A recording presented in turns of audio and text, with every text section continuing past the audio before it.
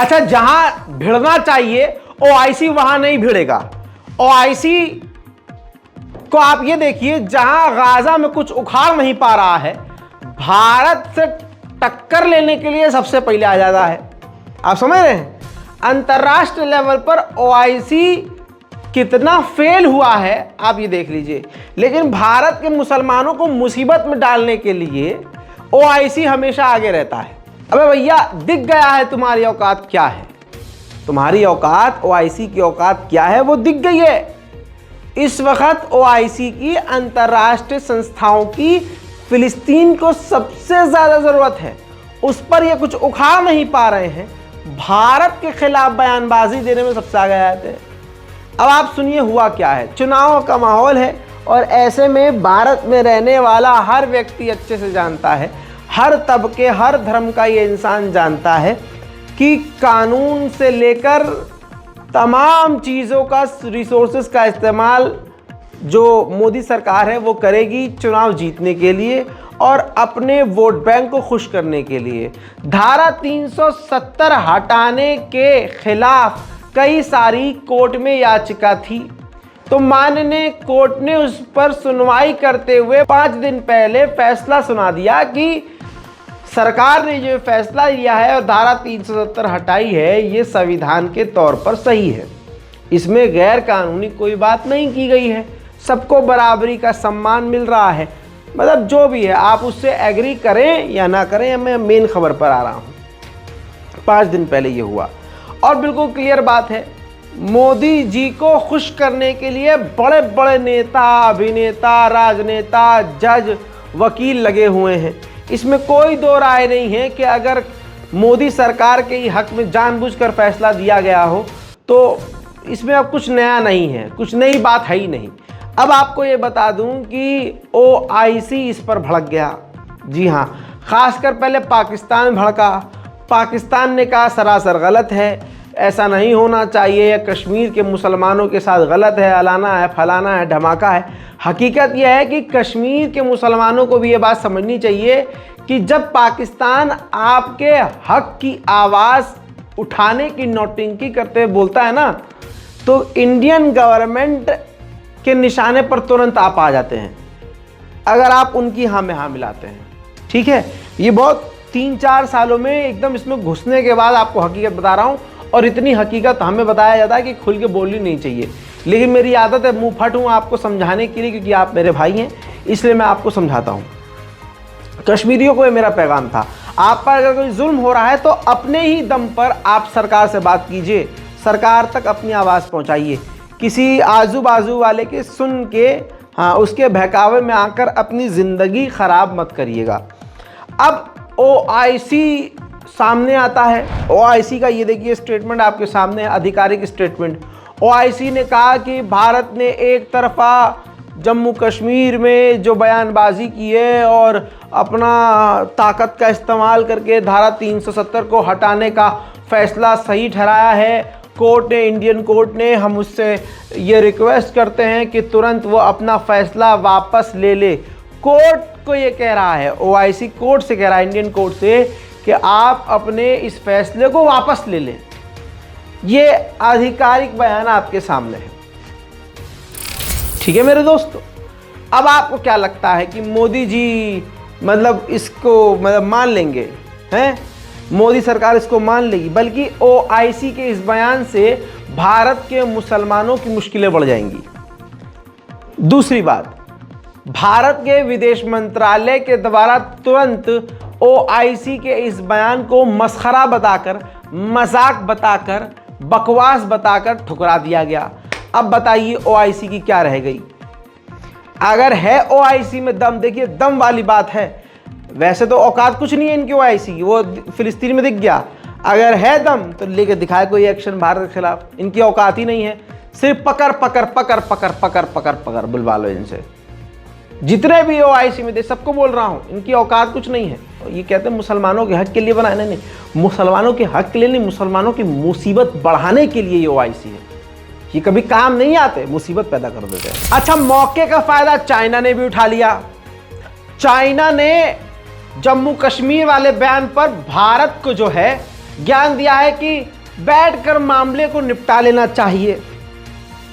OIC ने कहा कि यह अंतर्राष्ट्रीय मुद्दा है, पाकिस्तान ने कहा कि यह अंतर्राष्ट्रीय मुद्दा है, इस पे जो है यूएन में बातचीत के जरिए हल होना चाहिए।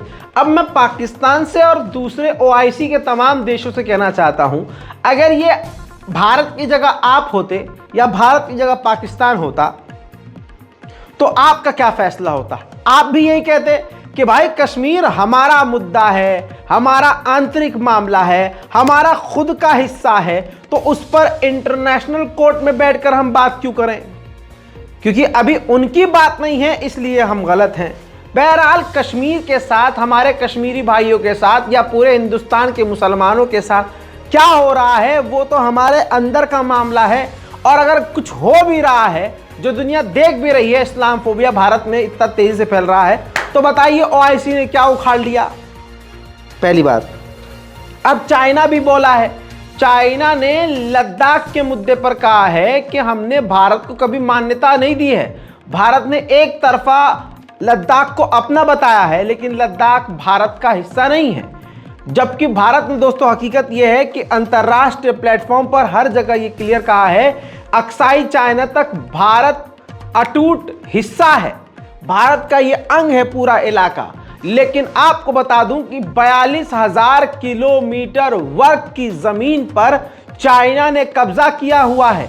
ध्यान दीजिए, ये गोबर जो खाने वाले लोग हैं, कौम है गोबर खाने वाली और पेशाब के नशे में टुन रहने वाले लोग, उनसे कहूंगा तुम्हारी में अगर औकात है और तुम्हें लगता है कि सच में तुमने गधा नहीं शेर पाला है, तो जाओ चाइना से 42,000 वर्ग किलोमीटर की जमीन आजाद करवा के लाओ। जी हां, नव भारत टाइम्स के अखबार में क्लियर कट ये बात लिखी हुई है कि 42,000 वर्ग किलोमीटर की जमीन पर चाइना ने कब्जा किया हुआ है और अभी भी चाइना उसको अपना बताता है, जबकि भारत कहता है वो हमारा है। अबे भाई, जो हमारा है तो मोदी सरकार ताकत लगाए और 42,000 वर्ग किलोमीटर का आधा भी वापस लेकर दिखाए तो माने। बहरहाल भारत को नुकसान पहुंचाने के लिए ओआईसी, पाकिस्तान, चाइना, तुर्की तुरंत सामने आ जाते हैं और भारत की विदेश नीति आप देख ही रहे हैं क्या ही है। बहरहाल इस पर मैं कोई कटाक्ष नहीं करना चाहता, जो फैक्ट है वो आपके सामने मैंने रखे हैं कि भारत को उधर से चाइना भी अटैक कर रहा है, मतलब हमारी ज़मीन पर कब्जा कर रहा है, और उधर से कश्मीर के मामलों में ओआईसी को पाकिस्तान ने आगे कर दिया है।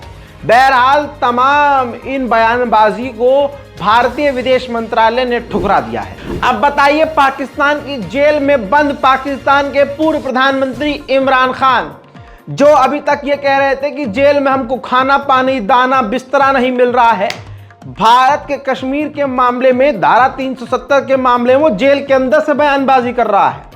इमरान खान ने कहा कि धारा 370 हटाने की वजह से भारत के साथ पाकिस्तान के रिश्ते खराब हुए हैं। हम हमेशा, यानी पाकिस्तान हमेशा कश्मीरियों का साथ देता रहेगा। देखिए, इसी बयानबाजी की वजह से जो सीधे साधे कश्मीरी हैं, जिनका दुनिया से कोई लेना देना नहीं है, बेचारे पढ़ना लिखना चाहते हैं, आगे बढ़ना चाहते हैं, भविष्य में कुछ करना चाहते हैं, अपने परिवार को आगे ले जाना चाहते हैं, आप सोचिए पाकिस्तान के इस बयान की वजह से उनको कितनी मुसीबत हो जाती है।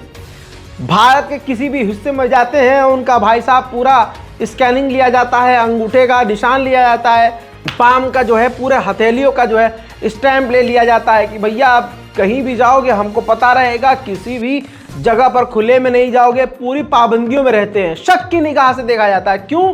क्योंकि पाकिस्तान ऐसी फजूल की बयानबाजी कर देता है कि कश्मीरियों पर शक होने लगता है। उधर आपको पता है कि पाकिस्तान के अंदर खतरनाक अटैक हुआ था, आत्मघाती हमला हुआ था, जिसमें पाकिस्तान के 20-25 जो है सैनिक मारे गए, कई घायल हुए। पाकिस्तान के सैन्य अड्डे पर यह अटैक हुआ, टीटीपी का यह अटैक था। पाकिस्तान ने तुरंत अफगानिस्तान के एनवॉय को बुला लिया, समन कर लिया और कहा कि आपकी सरकार से हमें उम्मीद है, तालिबान से हमें उम्मीद है कि इन्वेस्टिगेशन में हमारा साथ देगी, क्योंकि हमें तालिबान पर शक है। आपके यहाँ, आपके देश में कुछ आतंकी संगठन है, वो ये काम कर सकते हैं और उन पर हमें शक है। दूसरी तरफ आपको बता दूं कि पाकिस्तान में इस वक्त चारों तरफ टीटीपी का कोहराम है। टीटीपी कहीं भी कुछ भी करने को तैयार है। अंतर्राष्ट्रीय प्राइम टाइम यानी इंटरनेशनल प्राइम टाइम में अब वक्त है अगली बड़ी खबर का। अब पाकिस्तान का आर्मी चीफ आसिम मुनीर अचानक से पहुंच गया अमेरिका में उन्होंने मुलाकात करी सीनियर अधिकारी से, जिसके बाद आधिकारिक जो अमेरिका का बयान आया पाकिस्तान के लिए वो ये कि पाकिस्तान एक बड़ा सहयोगी है, नॉन नेटो, जो नेटो का सदस्य तो नहीं है लेकिन पाकिस्तान अमेरिका का एक बड़ा साथी है। सोच के देखिए, पाकिस्तान की आर्मी का चीफ जाकर वहां सजदा कर रहा है, लेकिन यही वो पाकिस्तान है और वही जेल में बंद वो इंसान है इमरान खान, जिसने इंटरनेशनल मीडिया के सामने कह दिया था अमेरिका को कि एब्सोल्युटली नॉट, चल बे चल निकल, थू चल निकल, साफ मना कर दिया था। अब ये जो सरकार है ना पाकिस्तान की, ये अमेरिका को पूरा पाकिस्तान झोली में डाल कर दे सकती है। जब पाकिस्तान का आर्मी चीफ गुलामी करने के लिए पहुंच सकता है, तलवे चाटने के लिए पहुंच सकता है, तो क्या नहीं हो सकता। पलटकर पाकिस्तान आर्मी को जो चाहिए था वो मिला भी अमेरिका से। इतनी चाटेंगे तो कुछ तो निकलेगा। उधर पाकिस्तान की आर्मी को सीधा सीधा सहयोग देने की बात कर दी है अमेरिका ने कहा आतंकवादी संगठन टीटीपी और दूसरे संगठनों के खिलाफ लड़ने में हम आपकी मदद करेंगे। अब पाकिस्तान के अंदर क्या आर्मी बेस बनेगा अमेरिका का? बन भी सकता है, क्योंकि एयरबेस मांगा था पाकिस्तान के अंदर। अमेरिका मांग रहा था कि हमें आप मिलिट्री बेस बनाने दें, जिस पर इमरान खान ने कहा था चल बे चल, एब्सोल्युटली नॉट। उधर चीन के खिलाफ किसी भी एक्टिविटी में भारत भी पीछे नहीं है। फिलीपींस ने चीन से पंगा लिया हुआ है। चाइना और फिलीपींस समुद्र में भिड़ रहे हैं। ऐसे में फिलीपींस के नेवी के साथ कभी ताइवान नजर आता है, कभी अमेरिका नजर आता है, और इस बार भारत ने अपने नेवी को भेज दिया है, अपनी नौसेना को फिलीपींस भेज दिया है, जो फिलीपींस के साथ मिलकर समुद्र में ड्रिल करेंगे। इससे चीन भड़क सकता है। अच्छा, फिलीपींस भी भाई साहब बेवकूफ नहीं है। फिलीपींस ने भी मौके पर चौका मार दिया। फिलीपींस ने कह दिया कि भारत के हथियार सिक्योरिटी जो है वो हमारे हाथ पर सूट करती है, यानी फिलीपींस को सूट करती है। जैसे ब्रह्मोस मिसाइल है और भारत के फाइटर जेट हैं, तो कहा जा रहा है कि फिलीपींस जो है भारत से हथियार भी ले सकता है। आइए दोस्तों, इस दुनिया में, इस कलयुग में कयामत जहां करीब आ रही है और हर दिन हम कयामत की तरफ बढ़ रहे हैं, ऐसे में कोई मुसलमान दिखे तो उसे मुसलमान मानना बेवकूफ़ी है, और कोई अगर वेस्टर्न कोट पैंट टाई में दिखे तो उसको आप गैर मुसलमान पक्का मान ले, ये भी आपकी बेवकूफ़ी है। वरना आइए लाइव एग्जांपल देता हूं यूएई का। वो अरब देश जो अपने आप को पूरी दुनिया के मुसलमानों से आला मुसलमान मानते हैं, जिस मुस्लिम देश को अल्लाह ने बेपनाह नवाजा है, जिसको धन दौलत की कोई कमी नहीं है, किसी तरह की कोई कमी नहीं है अल्हम्दुलिल्लाह, लेकिन वही यूएई अरब का पहला एक ऐसा देश बन गया है जिसमें यूएई के अंदर पहली बार अमेरिका बियर फैक्ट्री लगा रहा है। अप्रूवल मिल गया है, हालांकि लाइसेंस 1-1.5 साल पहले मिल गया था, लेकिन कुछ शर्तें थी अमेरिकी कंपनी के लिए यूएई की, उस शर्तों को अब जाकर अमेरिकी कंपनी ने पूरा कर लिया है। अब अमेरिका की कंपनी बियर बनाएगी, वो भी यूएई के अंदर। मुबारक हो मुसलमानों जो अरब को आला मुसलमान समझ। अगली खबर है, ये तस्वीर देखिए, आर्मीनिया और अजरबैजान के बीच कैदियों की अदला बदली हुई है। आर्मीनिया ने अजरबैजान के 2 सैनिक छोड़े हैं, जिसके बदले अजरबैजान ने आर्मेनिया के 32 सैनिक छोड़े हैं। Şeyin ve akışın artık esirlikten halas edildiler.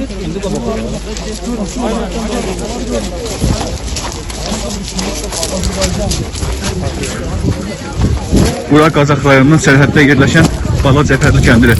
वहीं नेदरलैंड और साउथ कोरिया दोनों राजी हो गए हैं न्यूक्लियर पावर प्लांट पर साथ काम करने के लिए। अंतरराष्ट्रीय प्राइम टाइम रिपोर्ट में अब सबसे खूबसूरत और सबसे अच्छी खबर, 8 साल के बाद सऊदी अरब और ईरान के बीच डील डन हो गई है, कंफर्म हो गई है, जिसमें अब हाजी लोग जो ईरान के हज करने वाले यात्री हैं वो सीधा फ्लाइट ले सकते हैं तेहरान से सीधा सऊदी अरब और सऊदी अरब से वापस सीधा तेहरान। यह 8 साल के बाद डील हुई है और कहा जा रहा है कि अब ईरान और सऊदी अरब पहले से लाख गुना बेहतर रिश्ते कर चुके हैं और लगातार एक दूसरे का साथ दे रहे हैं। अंतरराष्ट्रीय प्राइम टाइम रिपोर्ट में फिलहाल के लिए इतना ही। चैनल को सब्सक्राइब करना मत भूलिएगा, वीडियो को लाइक कीजिए और अपनी राय कमेंट में जरूर लिखिएगा। जय हिंद।